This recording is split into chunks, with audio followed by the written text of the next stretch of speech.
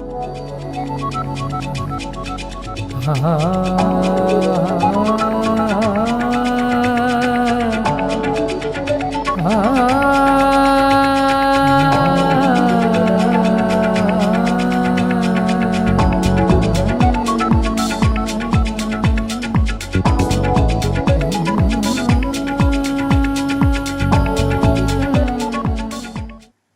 everyone, welcome to the New Tone Conversations with Olivia from Elemental Living and Karen from White Temple. So the New Tone energy was a term first used by Annie Senov with regards to the new energies here on the planet right now, and that you can see in the new children that are being born and you can acquire with an AuraTransformation, and that are affecting everybody one way or another. Yeah, you might have heard 3D to 5D. It's the same kind of principles. Third dimension to the fifth dimension. Yeah. Mm-hmm. It's kind of a term that's pandered around. A new paradigm shift. Mm. So today I have the pleasure of Olivia interviewing me about my turn. AuraTransformation journey. Okay. So Karen, what made you get an AuraTransformation in the first place? What made me get an AuraTransformation? Yeah, what were your reasons?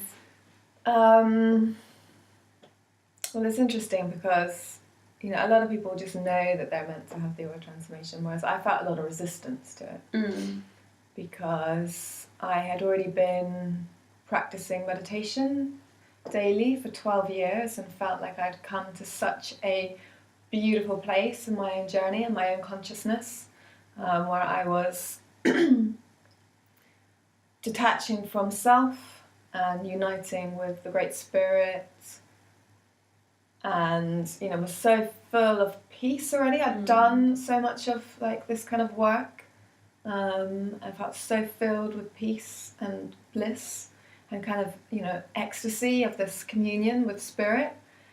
And so I didn't like the idea of having some kind of treatment to my energy field, which might mess that up, or that I wasn't sure that I needed it, but at that time I was in the practice of every day, obviously meditating, seeing if there was any guidance coming through, any visioning, and I was also on a daily basis saying a prayer to all my spiritual allies and to Mother Earth of how I can be of service. I felt very deeply at that time in my life that nothing was about me anymore, and I would say, how can I be of service? Yeah. Use me, I'm here. All I want is to serve you. And so when the AuraTransformation came into my awareness, I meditated on it, and all of my spiritual allies kind of gathered around me and had a little party over the top of my head, and it was kind of like, this is what you've been praying for. And I didn't understand it. At that point, it wasn't necessary to read the book before, or so I didn't really understand what I was going to be doing. And because it was 2012 and there were all these prophecies and all this hype about 2012, I kind of hoped that actually it was going to be the last piece that would cut the thread to this world, and I would just evaporate into light or something. that would be it. The last strands to my human consciousness would be cut, and I would just merge with Source, and, because I identified that as the next level of my spiritual development. So your guides were having a really good time with you then? Yeah, they knew what was in store, and I was like the ignorant victim. No, I'm joking. But yeah, I had no idea. Yeah. Because part of your transformation is obviously grounding, isn't it? So for you, it was almost the complete opposite of what you've been asking for. Yeah, and that the dramatic shift that happened, I think, because I felt so deeply what the AuraTransformation did. That's why I stand by it 100%, and I trained as an aura mediator, because there are some people that they're not as tuned into energies, or they may be doing lots of different practices, and then they don't they can feel things on a more subtle level perhaps, but for me it was so dramatic, and because I knew exactly what changes were going on within me from the meditation and from my other practices, so I knew how deeply it was the aura transformation that catalysed a massive process of change. Yeah, because you'd got to the point where you were like living in the woods, hadn't you? And you completely detached from society. Well, no, before the aura transformation, I was needing to spend increasing amount of time away in nature, because like what you were saying when we did your interview, I couldn't cope energetically with the vibrations around me anymore. So on a daily basis, I had to be retreating into the forest. That's the only place that I felt really able to unfold. Like my energy was safe to unfold. So was there any challenges that came up after having the aura transformation? Yeah.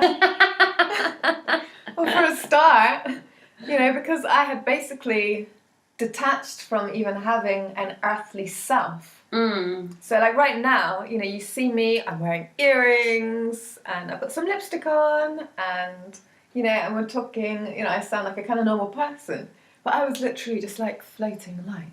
Like I had like detached from there being any person there. Yeah. So what happened for me is that straight away my truth, like what you were saying, got strengthened. And funnily enough, actually, the first thing I did need to do was to move into the forest completely. Yeah. That was the first step. It's like there was something that I needed from that. So I did leave my house, leave my husband, leave my work, leave my friends, and go completely into the forest, just with my tent. Because at that point I was still expecting to kind of, evaporate. And then what happened was the complete reverse. I felt my spirit descend down and start to come through me, start to come through my body. So it wasn't just something that I was kind of connecting with ethereally, around me. It was, something that where I know my spirit, can feel my spirit. It was like suddenly how I am, and that felt completely different. I suddenly felt like I wanted to act and I wanted to interact with people. So what did you feel like before? Just really at bliss? I felt just very light. It was just it's almost like a sense of translucency, of very sensitive to everything. And I just had to, my consciousness was just filled with kind of source and peace. And then, And then after it... after, it's just like life force in my body. I felt I suddenly had energy. I didn't have energy before. It's because what happens with the aura transformation, or what can happen when somebody is on a spiritual path, is that because they're connecting with light all the time, they don't realise that they're actually burning through the protective layers in their aura, and that's why you get so sensitive, and then you need to just retreat into nature. It's not like getting sensitive and retreating into nature is some glamorous thing that you should be aspiring towards. It's kind of a symptom of somebody that is working with the light energy too much, and then and it's like a part of this kind of new age sort of trends, whereas the masters in, for instance, ancient Egypt, they wouldn't have just been blasting themselves with light. They would have made sure that they are using advanced grounding practices as well, so that their bodies can hold it and that they stay connected to the earth, so that they still have earthly power. So basically, I suddenly felt my life force come back in, and then it was instead of locating spirit, as me just kind of being one with everything, it was like the divine was poured into my vessel. And I wanted to interact with people, and I wanted to make things happen, and I received this vision of my purpose, and I was like, I didn't recognize myself anymore, and I started to have you know, and because your spirit is now fully with you in this vessel, suddenly your spirit cares about whether you choose this or this. Because it's like, which is more a reflection of my unique essence and my purpose? Because that will take me closer to it and that will take me further away. So suddenly you have preferences.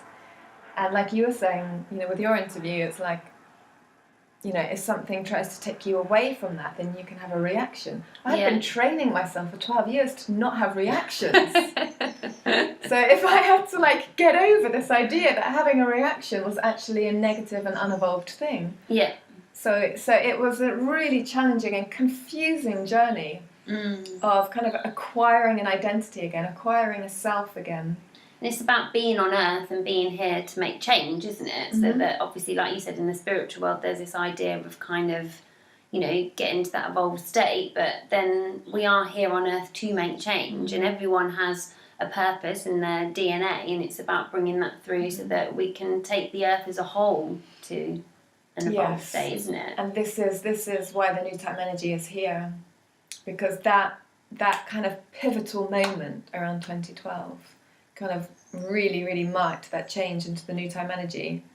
So a lot of people know about the new paradigm and know about know that there were all these prophecies around 2012, and they kind of don't, you know, it's almost like a lot of people just somehow think that it's about becoming more and more spiritual, which is actually just a continuum of the old time. There isn't a change there, but you can see the change in the children because they are more advanced and they are more powerful and they know exactly who they are and what they want. Yeah. And that really is it. That in the old time, it's like the higher purpose was to get people to start awakening out of ego, out of the density.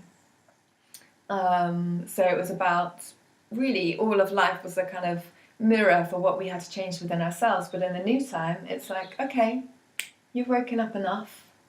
You know, now let's start helping the planet to ascend. So it's bringing light, bringing spirituality into matter, into the body, into the planet, into all these little areas, all these little things on the planet that need to be raised in vibration. And there are an infinite number of things that need to be raised in vibration on the planet. And we all have a purpose within that. So yeah, we have to have our full power in our bodies to do that. We can't be pussyfooting around and being all spiritual and floaty and being like, yeah, I don't mind. I have no desire. It's like, it's not gonna roll. It's not gonna help. And have you got anything else that you would like to share from your journey up until now, from the AuraTransformation? I mean, there are loads of things. So I can't bring forth any particular examples right now. It's just like overwhelming. But yeah, the main thing is this kind of call to action. Yeah. And like taking charge of our beings rather than just... Exactly. And although it has been challenging, the journey that I've had to go on in order to fully own that and claim that and take responsibility, and it has been like a journey, because it also, even though your aura is facilitating that all the time, at the same time it's still you that has to work with that energy, and so it has been very confronting, and I have had to, like, the AuraTransformation kind of wipes out all the kind of stuff in your aura that was holding you back, but there is deeper stuff embedded in your cells that sometimes can only come out like through the deepest levels of the crystallization into your body, and literally being confronted with those things that you have to release was really really challenging. But the amount of it's so beautiful to like feel so true in your alignment, and so simple. Yeah, just feel really like simple. Yeah, just the simplicity and that like feeling of what's true, and just being yourself and feeling powerful, and not in an egoic way, but in like a really humble, genuine, authentic way of that's your spirit that's working through you. Yeah. Yeah. Well, thank you for sharing. Thank you. Thanks everyone for listening. Thank you.